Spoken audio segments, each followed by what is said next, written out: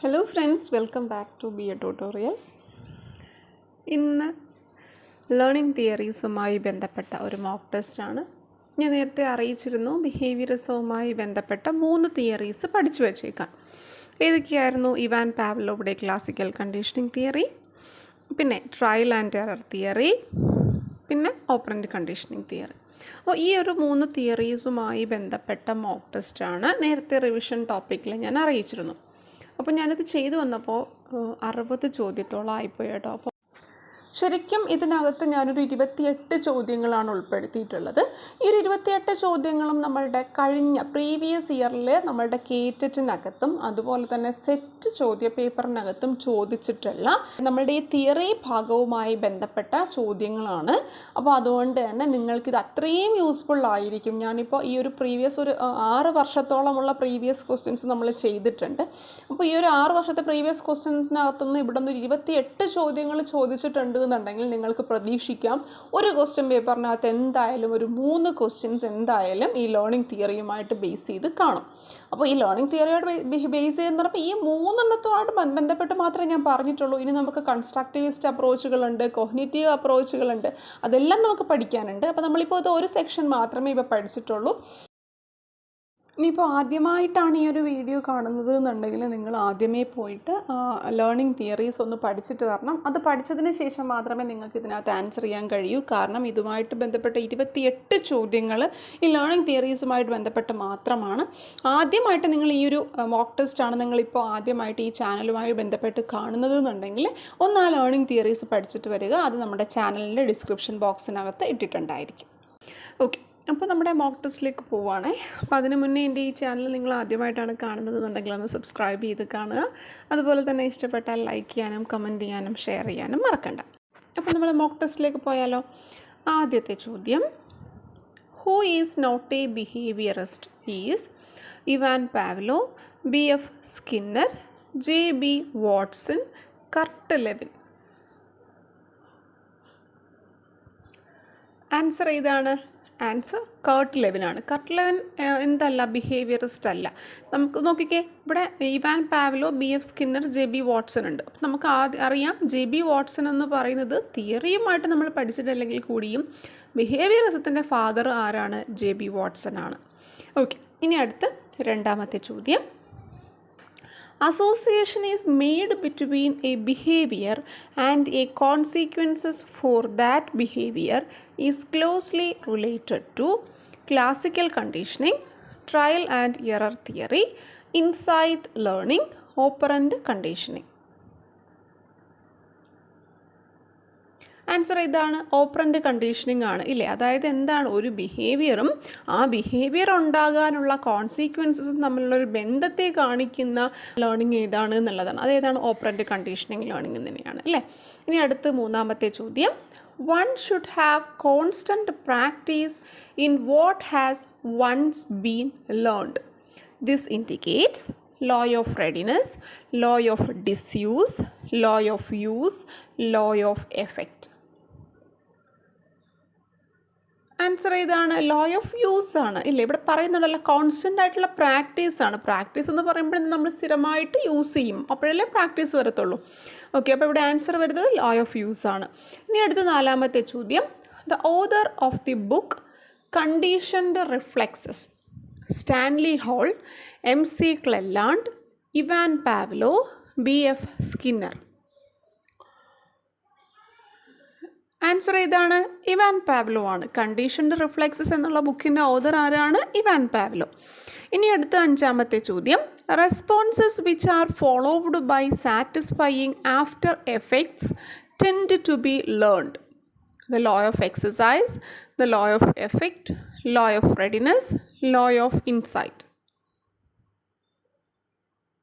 Answer ഏതാണ്? Answer the law of effect ആണ്. ക്വസ്റ്റിനിൽ തന്നെ ഉണ്ടല്ലോ ഇല്ലേ, എഫക്ട്സ് എന്നുള്ളത് ക്വസ്റ്റിനിൽ തന്നെ ഉണ്ട്. ഇനി അടുത്ത ആറാമത്തെ ചോദ്യം, stimulus response model explains input four behaviour as drive, organism, stimuli, response.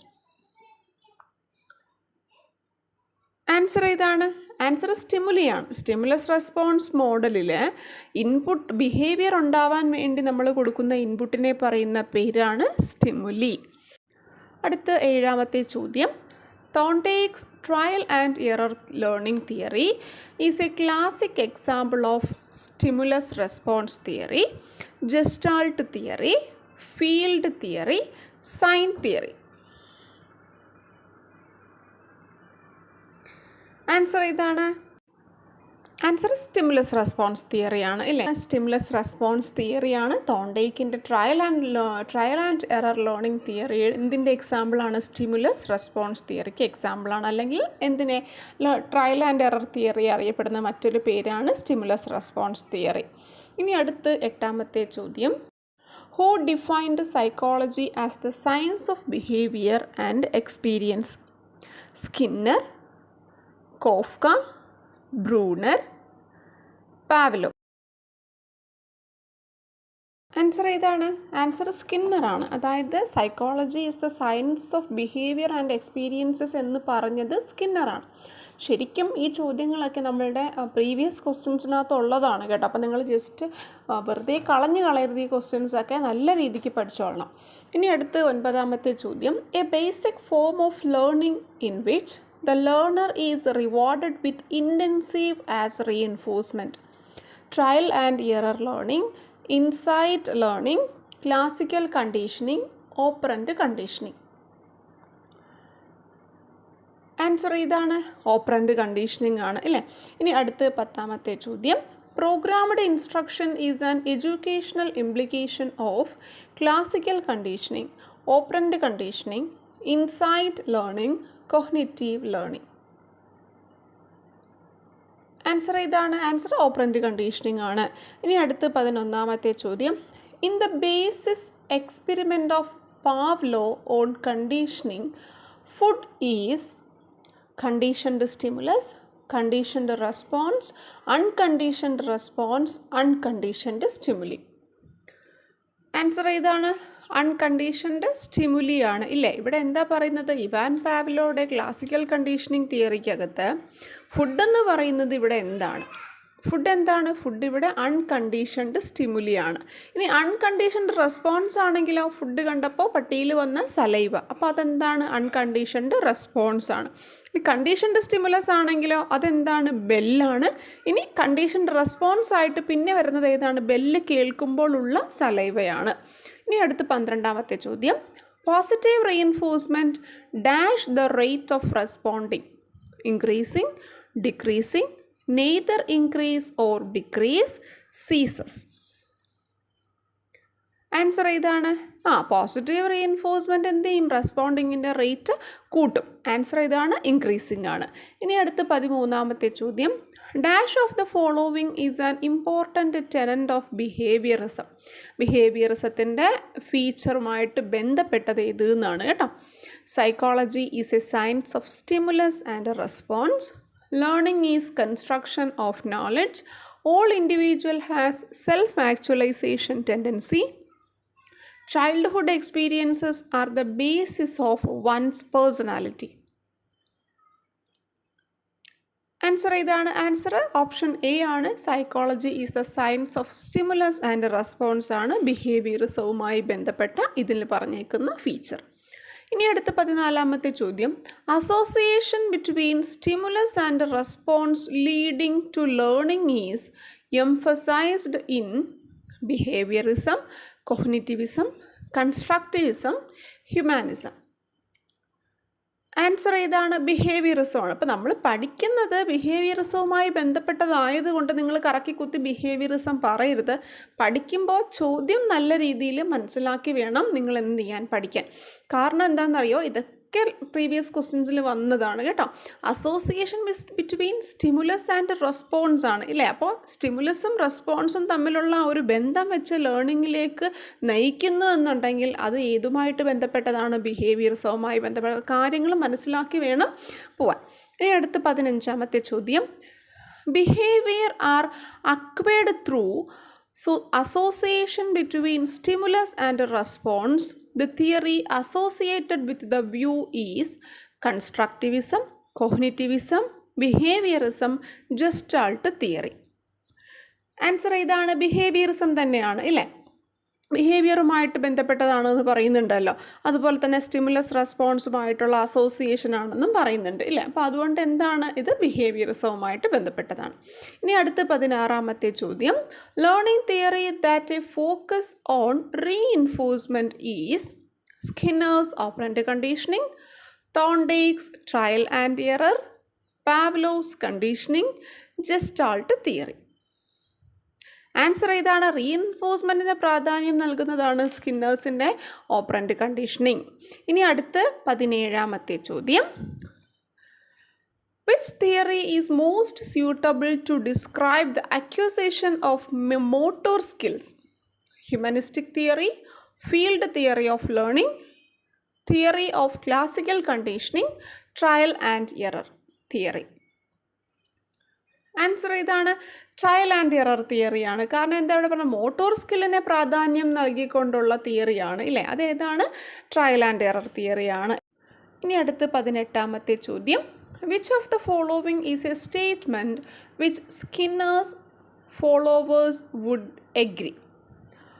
The whole is greater than the sum of its part. The goal of behavior is self-actualization.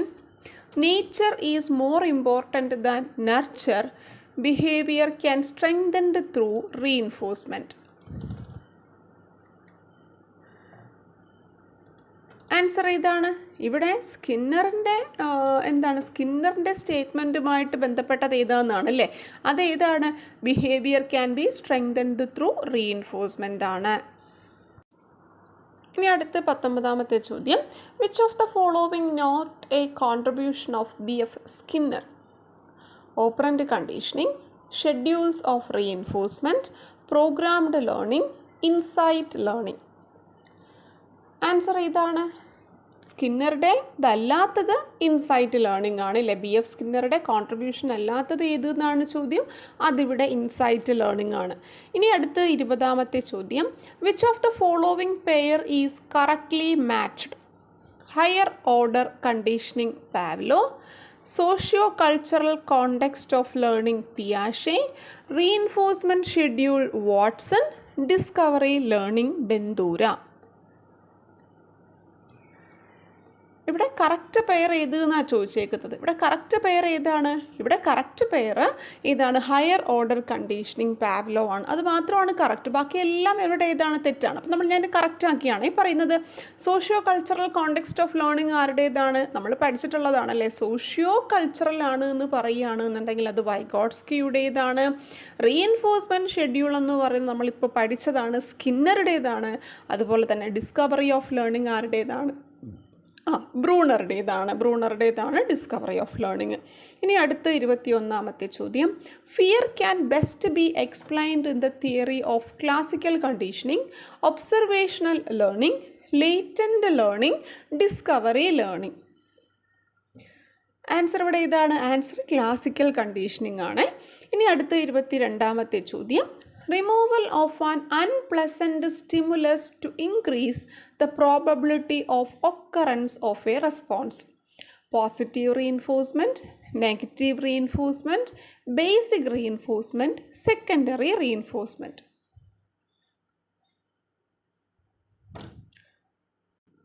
Answer ഇതാണ്. ആൻസർ നെഗറ്റീവ് റീഇൻഫോഴ്സ്മെൻ്റ് ആണ്. ഇതൊക്കെ previous ഇയറിൽ ചോദിച്ചിട്ടുള്ളതാണേ. ഇനി അടുത്ത 23ാമത്തെ ചോദ്യം, learning theory that emphasised the role of reinforcement is social cognitive theory, cognitive constructivist theory, cognitive theory, behaviourist theory. റീഇൻഫോഴ്സ്മെൻറ്റിൻ്റെ റോളിനെ കുറിച്ച് പറയുന്നത് ഏത് തിയറിക്കകത്താണ്? ബിഹേവിയറിസ്റ്റ് തിയറിക്കകത്താണ്. 24ാമത്തെ ചോദ്യം, nothing succeeds like success according to Thorndike, which of the following law support the statement? Law of readiness, law of effect, law of use, law of disuse. Answer ഇതാണ്. ലോ ഓഫ് എഫക്റ്റ് ആണ്. അതായത് nothing succeeds like success എന്ന് പറയുന്ന ആ ഒരു statement ഏതുമായിട്ട് ബന്ധപ്പെട്ടതാണ്? Law of എഫക്റ്റുമായിട്ട് ബന്ധപ്പെട്ടതാണ്. ഇനി അടുത്ത 25ാമത്തെ ചോദ്യം, മാച്ച് ദ ഫോളോവിങ്. കറക്റ്റായിട്ട് മാച്ച് ചെയ്യാനാണ് ചോദിച്ചേക്കുന്നത്. മാച്ച് ചെയ്യുക, നിങ്ങൾ തന്നെ മാച്ച് ചെയ്യുക.